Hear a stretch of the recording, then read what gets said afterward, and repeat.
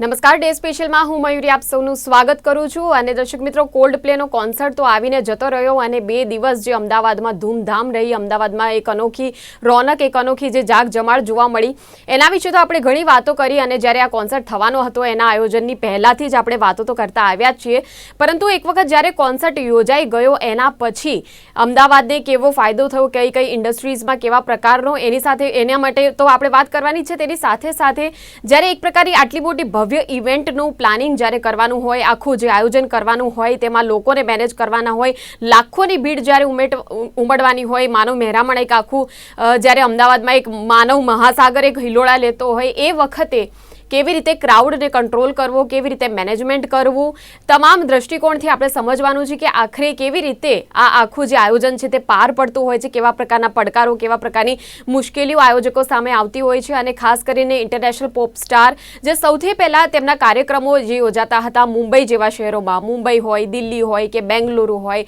એ પ્રકારના શહેરોમાં જે યોજાતા હતા એ હવે ધીમે ધીમે અમદાવાદમાં યોજાવા લાગ્યા છે. એટલે એ શું સૂચવે છે?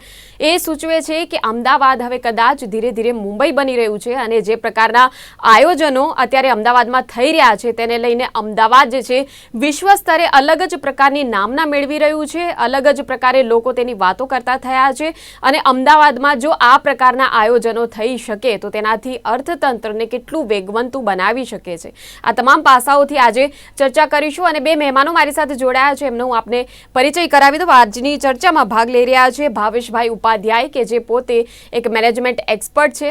ભાવેશભાઈ, ખૂબ ખૂબ સ્વાગત આપનું કાર્યક્રમમાં. આભાર. પ્રિયેશ સાગર આપણી સાથે જોડાયા છે. પ્રિયેશ સાગર ઘણી મોટી ઇવેન્ટ્સનું પ્લાનિંગ ઘણા વર્ષોથી કરતા આવ્યા છે. આખી જે પ્લાનિંગ ઇન્ડસ્ટ્રી છે, આખી જે હોસ્પિટાલિટી મેનેજમેન્ટ એક પ્રકારે એને કહી શકાય, એક પ્રકારે એને ઇવેન્ટ મેનેજમેન્ટની આખી ઇન્ડસ્ટ્રી કહી શકાય. આ ઇન્ડસ્ટ્રીમાં કામ કરવું કેવી રીતે અઘરું છે, એક પ્રકારે કારકિર્દી બનાવી અને ત્યારબાદ આખું જે એક આખું બિઝનેસ હોય છે, બિઝનેસ સેટઅપ કરવો, તેનાથી માંડીને લોકોને હવે કેવું માર્ગદર્શન આપવું કે કેવા પ્રકારે આખું જે ઇવેન્ટ છે તેનું પ્લાનિંગ કરવું હોય અને કેવી રીતે બધું મેનેજ કરવાનું, આ તમામ જે બાબતો છે તે પ્રિયેશભાઈ આટલા વર્ષોથી કરતા આવ્યા છે. એટલે પ્રિયેશભાઈ પાસેથી એ સમજવાનું છે કે કેવી રીતે આખી જે ઇવેન્ટ છે તેનું પ્લાનિંગ કરાતું હોય છે. પ્રિયેશભાઈ, ખૂબ ખૂબ સ્વાગત આપનું પણ કાર્યક્રમમાં. Thank you. તો શરૂઆતમાં સવાલ ભાવેશભાઈ આપનાથી જ પૂછવો છે કે અમદાવાદમાં કેટલાય લોકો કોલ્ડ પ્લે માટે કમાઈ ગયા એવું કહી શકાય, કેમ કે એક જે અહેવાલો આવ્યા હતા અને આપનું પણ ધ્યાન ગયું જશે, તમામ જે ન્યૂઝ ચેનલો કે અખબારો હોય કે વેબસાઇટ્સ બધાએ આ કવર કર્યું હતું કે જે સ્ટેડિયમ કે જ્યાં આયોજન થયું હતું, નમો સ્ટેડિયમની આસપાસ રહેતા લોકો માટે પણ એક પ્રકારે આ કમાણીનો અવસર લઈને આવ્યો હતો. એટલે આખું ફક્ત આપણે એક સિટીના ઇકોનોમિકલ પોઈન્ટ ઓફ વ્યૂથી જો આપણે સમજવા જઈએ તો એના ઇન્ફ્રાસ્ટ્રક્ચરને કેટલું ફાયદો થાય છે જ્યારે આ પ્રકારની ઇવેન્ટ યોજાતી હોય છે? એટલે આ બહુ સરસ વાત છે. એક તો હું એટલું જ ચોક્કસ કહીશ કે જ્યારે પણ કંઈક ઇવેન્ટ અથવા તો કંઈ પણ આયોજન થવાનું હોય ને ત્યારે ઇકોનોમીને બૂસ્ટ મળે છે. જ્યારે આપણે અમદાવાદની વાત કરીએ, પહેલા એવું હતું કે ઇવેન્ટ માટે મુંબઈ, બેંગ્લોર, પુણે એ બધા આઈડિયલ સિટી કહેવાતા હતા. પરંતુ અત્યારે ટાઈમ આવ્યો છે અમદાવાદનો. તમે આમ જો અલગ દ્રષ્ટિકોણથી જુઓ તો અમદાવાદની જીડીપી $140 બિલિયન છે, જે દેશના જીડીપીમાં સારું એવું કોન્ટ્રીબ્યુશન કરે છે. પ્લસ એક ઇકોનોમી હબ તરીકે અમદાવાદ ધીરે ધીરે ઉપસી રહ્યું છે. જો હું તમને થોડા બીજા ડેટા આપું તો આપણે ફાર્મા સેક્ટરની વાત કરીએ તો ઇન્ડિયાનું 50% ફોર્મ્યુલેશન એટલે ફાર્મા બિઝનેસ એ ગુજરાતમાં છે અને એમાંથી 30% જેટલો અમદાવાદ સિટી અને અમદાવાદ જિલ્લામાં છે. એવી જ રીતે ફાર્મા દવાઓ બનાવવા માટેનું જે મેડિસિન છે એ માટેનું જે રો મટીરિયલ્સ છે એનું 48% ગુજરાતમાં પ્રોડક્શન થાય છે. અને એમાં બી અમદાવાદ અને અમદાવાદની આજુબાજુના વિસ્તારોને જો આપણે કન્સિડર કરીએ તો 28% ત્યાં જ થાય છે. એટલે તમે ફાર્માસ્યુટિકલ્સ ગણો, ટેક્સટાઇલ ગણો, ડાઈસ ગણો, પોલિમર ગણો કે પછી તમે ઓટોમોબાઈલ ગણો, અમદાવાદ એક હબ હતું અને અત્યારે ધીરે ધીરે બહુ મોટું બૂસ્ટ અમદાવાદ સિટીને મળી રહ્યું છે. બીજું, બિલકુલ. અને ભાવેશભાઈ, હવે ઇવેન્ટ ઇકોનોમી એક નવી ઊભી થઈ રહી છે એવું ચોક્કસ કહી શકાય. ઇવેન્ટ ઇકોનોમી અને ઇવેન્ટ્સના કારણે જે અલગ અલગ ઇન્ડસ્ટ્રીઓ તેની સાથે જોડાયેલી છે. હોટલ હોય, હોટલો તો છે જ, હોટલો રેસ્ટોરાં એ તો બધું રહેવાનું જ, પરંતુ એના સિવાય પણ કેટલા એવા લોકો છે જેને માટે રોજગારીની તક લઈને આવે છે. ચોક્કસ. જ્યારે કોઈ પણ ઇવેન્ટ હોય ત્યારે એક એરલાઇન્સ છે, હોટલ્સ છે, હોસ્પિટાલિટી બિઝનેસ એક સમય એવો હતો કે કોવિડના ટાઈમ પર આખી ઇન્ડસ્ટ્રી એકદમ ઠપ થઈ ગઈ હતી. અત્યારે યુ વિલ નોટ બિલીવ, અમદાવાદમાં હોટલ બુકિંગ કરવા માટે તમારે બહુ જ એડવાન્સ ઇન્ટિમેશનથી બુક કરાવવું પડે, તો જ તમને સારી હોટલ મળી શકે. એવું ને એવું એરલાઇન્સનું છે. એટલે તમારા જે રેસ્ટોરન્ટ છે, એરલાઇન્સ છે, હોટલ છે કે ટ્રાન્સપોર્ટેશન, જે આપણી ઇન્ડસ્ટ્રી છે, બધી જ ઇન્ડસ્ટ્રીઝને આવા મોટા ઇવેન્ટથી જબરજસ્ત વેગ મળ્યો છે. અને મને એવું લાગે છે કે જેટલા વધારે થશે અમદાવાદમાં, એ ક્રિકેટ મેચ હોય કે કોલ્ડપ્લે જેવું કોઈ ઇવેન્ટ હોય, જેટલા ઇવેન્ટ થશે એટલી ઇકોનોમીને બૂસ્ટ મળશે. અને અમદાવાદ એમાં મારા ખ્યાલથી દેશમાં ચોથા નંબરનું સિટી બન્યું છે, જેમાં ફાસ્ટેસ્ટ ગ્રોઈંગ ઇકોનોમી તરીકે સિટી તરીકે ઉભરી આવી રહ્યું છે. બિલકુલ પ્રિયેશભાઈ, અમદાવાદને હવે બીજું મુંબઈ જે આપણે ગણી લઈએ, કેમ કે મુંબઈમાં જે પ્રકારે આ કોઈ પણ એક ઇવેન્ટ આવે અને એનાથી હજારો લોકોને રોજગારી મળે, એ જ વસ્તુ જે છે, એ જ ઘટના જે મુંબઈમાં થતી હતી, દિલ્હીમાં થતી હતી, એ હવે અમદાવાદમાં થઈ રહી છે. એટલે આ કોન્સર્ટ ઇકોનોમી એ કહેવાય ને કે બસ જે પોપસ્ટારો હોય, પછી એ દિલજીત દોસાંજ હોય કે અરિજીત હોય કે પછી આ કોલ્ડ પ્લે હોય, તો હવે એક લેવલ અપ જ્યારે થયું છે કે ઇન્ટરનેશનલ પોપસ્ટાર જ્યારે આવતા હોય છે, એટલે એક પ્રકારે આપણા શહેરની બ્રાન્ડ વેલ્યુને પણ અપ લઈને ગયું છે, એવું ચોક્કસ કહી શકીએ. 100% યસ. કારણ કે નરેન્દ્ર મોદી સ્ટેડિયમમાં આવો કોન્સર્ટ હિસ્ટ્રીમાં પહેલી વાર થયો છે.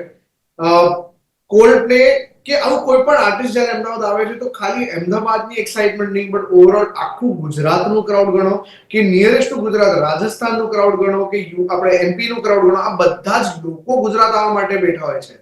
કારણ કે ઇનફેક્ટ આ જ ટાઈમના અગર આપણે વાત કરીએ કોલ્ડ પ્લેનું જ્યારે ઇવેન્ટ ચાલતું હતું, ત્યારે ઘણા લોકોના લગ્નની ડેટો હતી. This was a wedding date. હવે લગ્નની ડેટોમાં લોકોને પોતાના લગ્ન માટે હોટલની બુકિંગ નથી મળી, કારણ કે કોલ્ડ પ્લે માટે ટિકિટો બુક થઈ ગઈ.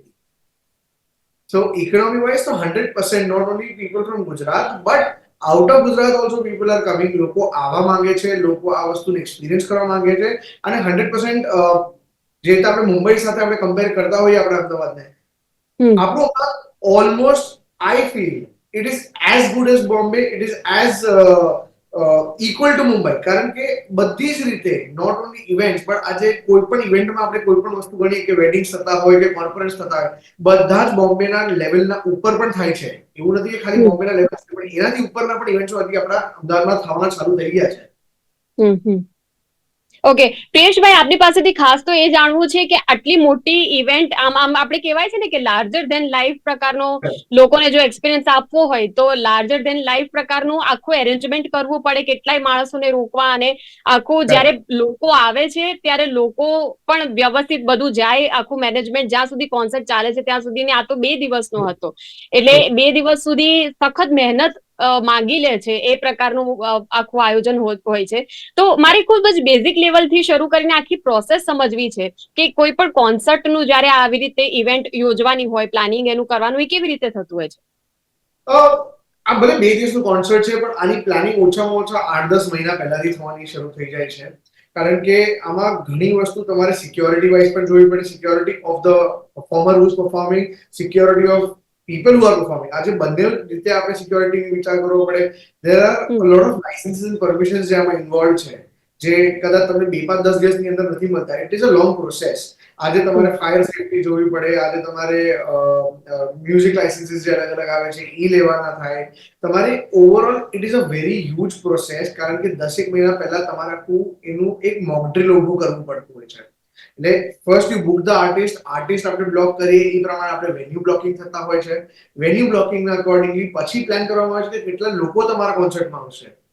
According to that you decide કે તમારું સિક્યોરિટી કેટલી રહેશે, કેટલા તમારા બાઉન્સર્સ આવશે, કેટલા સિક્યોરિટી ગાર્ડ્સ રહેશે, સેટઅપ તમારે કેટલું મોટું છે. હવે ઘણી એવી ઇન્વેન્ટરી હોય કે આવી જે લગ્નની ડેટોના ટાઈમ પર આવો કોન્સર્ટ કરવો ઇટ ઇઝ વેરી ચેલેન્જિંગ. કારણ કે જરૂરી નથી કે તમને બધી જ વસ્તુ અમદાવાદમાં મળી જાય. ઘણી વસ્તુ આવા લાર્જર ધેન લાઈફના કોન્સર્ટમાં you have to get in outer resources, જે તમારા બોમ્બેથી, દિલ્હીથી બધા લોકો અહીંયા આવીને આ વસ્તુમાં જોડાય. સો whenever we talk about events, આપણે જ્યારે પણ ઇવેન્ટ્સની વાત કરતા હોઈએ કે આવા ઇવેન્ટ મેનેજમેન્ટ સ્પેસિફિક કોન્સર્ટ્સની વાત કરતા હોઈએ, તો it is not only one agency. આમાં અલગ અલગ કોલેબોરેશન્સ થવાના શરૂ થઈ જાય. કે જ્યારે એક જણે બીજા 2 વ્યક્તિને કામ આપ્યું, એ બીજા 2 વ્યક્તિ એવી રીતે આખું કામ સંભાળે છે. So it's a chain.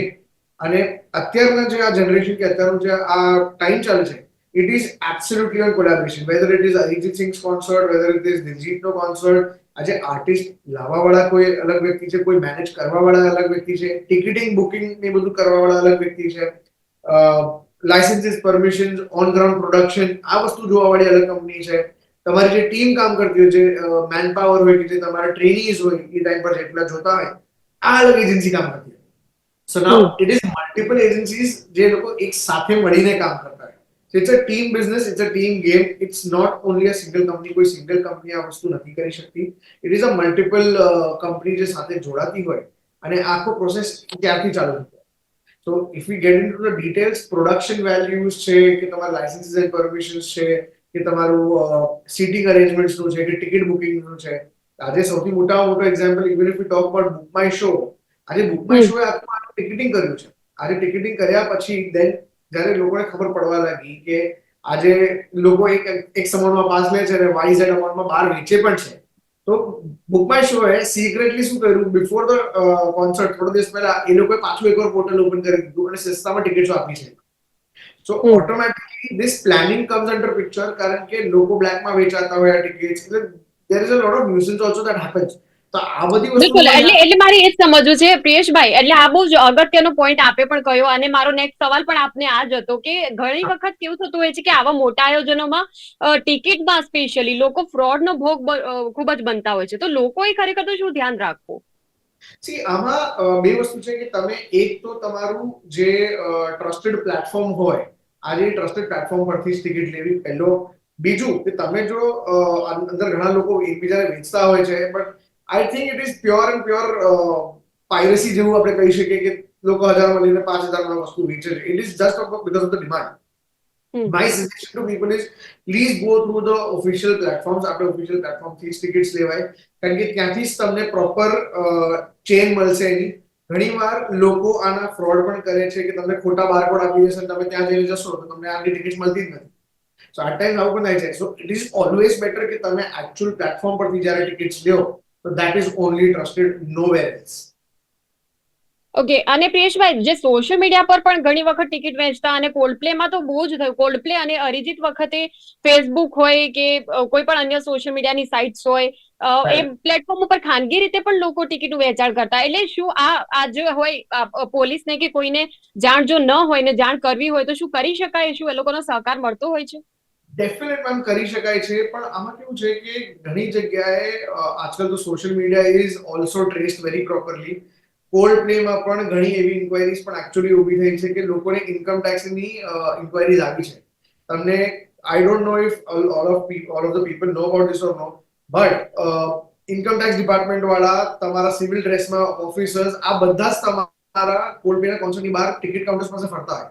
જો તમે આનો કોઈ બિઝનેસ કરવા માંગો તો તમારું સીધું તમને ત્યાંથી જ તમને પકડી લે છે આ વસ્તુ પર.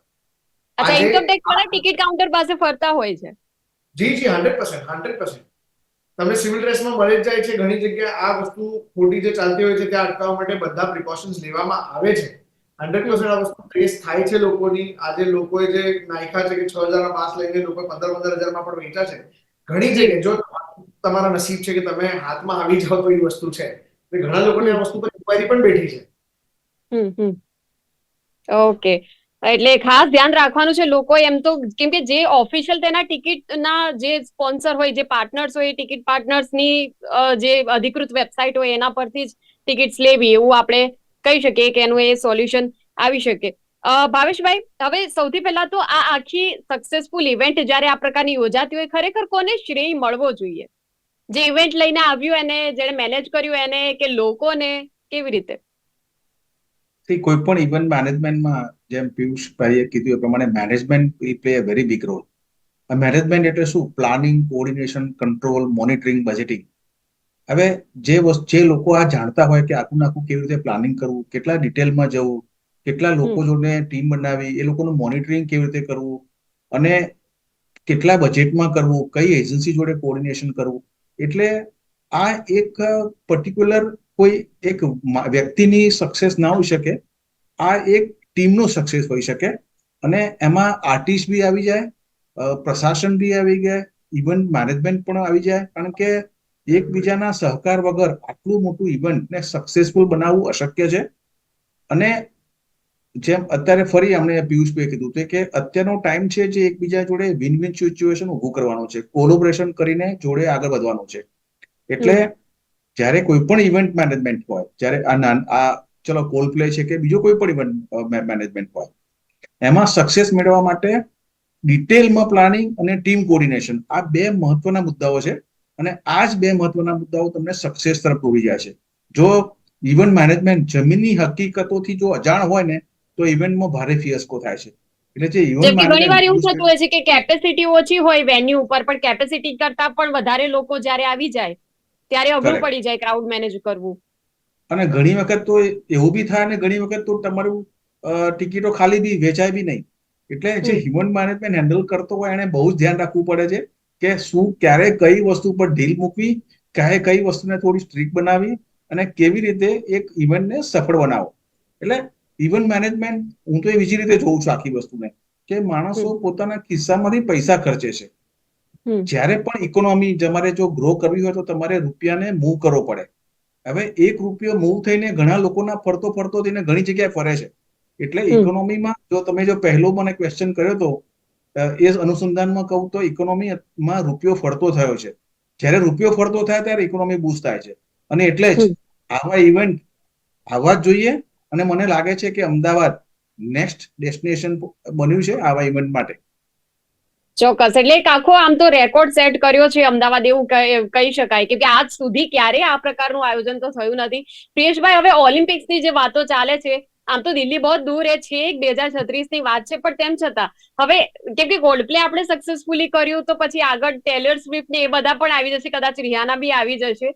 ભલે અંબાણીના કાર્યક્રમમાં તો ગયા, તો પછી કદાચ અમદાવાદમાં પણ દર્શન આપશે અમદાવાદીઓને, એવું કદાચ આપણે અપેક્ષા રાખીએ, એક્સપેક્ટ કરીએ. હવે જ્યારે ઓલિમ્પિક્સ હોય, જ્યારે રમતગમતને લગતા બધા આયોજનો હોય, એમાં કેવા પ્રકારની મેનેજમેન્ટ ની જરૂર હોય છે? આમાં there are special event management company જે રીતે હોય છે એવી રીતે સ્પોર્ટ્સ મેનેજમેન્ટ કંપનીઝ પણ છે. આજે સ્પોર્ટ્સ મેનેજમેન્ટ કંપનીઝ જે તમારા ક્રિકેટની ઇવેન્ટ્સ જોતી હોય છે, તમારા જે પ્રો કબડ્ડી થાય છે એ જોવે છે, કે બોમ્બેની મેરેથોન જે થતી હોય છે, મોટા મોટી જે મેરેથોન થાય છે, એ બધી વસ્તુ પણ જોવામાં જે આવે છે, એની સ્પોર્ટ્સ મેનેજમેન્ટ કંપનીઝ પણ આમાં ઇન્વોલ્વ થાય. બીકોઝ ઇવેન્ટ મેનેજમેન્ટ કંપની આમાં શું પ્લે કરશે કે તમારું પ્રોડક્શન કરી આપશે, તમને સાઉન્ડ લાઇટ કરી આપશે. બટ સ્પોર્ટ મેનેજમેન્ટ કંપની તમારા રૂલ્સ રેગ્યુલેશન્સ પ્રમાણે, તમારા પ્રોટોકોલ છે, તમારા ટર્મ્સ એન્ડ કન્ડિશન્સના હિસાબથી તમારે શું શું વસ્તુઓ જોઈએ. આજે ઓલિમ્પિક્સ છે તો Olympics has a lot of rules and regulations. આજે રૂલ્સ રેગ્યુલેશન્સના અકોર્ડિંગ તમને કઈ જગ્યા સૂટ થાય, what are the norms and rules and regulations that has to be followed, એવામાં સ્પોર્ટ્સ મેનેજમેન્ટ કંપનીઝ પણ ઇન્વોલ્વ થાય છે.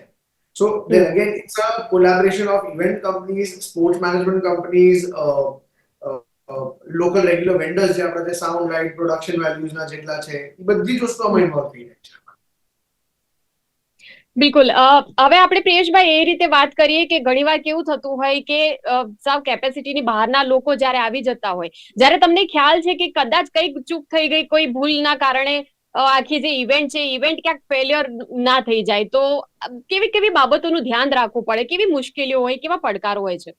આમાં કેવું થાય છે ઘણીવાર કે આપણે જ્યારે પાસીસ બનતા હોય તો always there is a calculation of everybody. આજે સેલ્સ કેટલી જવાની છે એનું એક કેલ્ક્યુલેશન અલગ બેઠું હોય, સ્પોન્સર્સને કેટલી ટિકિટ આપવાની છે એનું કેલ્ક્યુલેશન અલગ બનતું હોય, આપણે અંડર ટેબલ અલગ અલગ જગ્યાએ તમારે જેટલી જગ્યાએ પાસીસ જેવું તો આપવું હોય, એ બધી વસ્તુનું એક કાઉન્ટ બનતું હોય.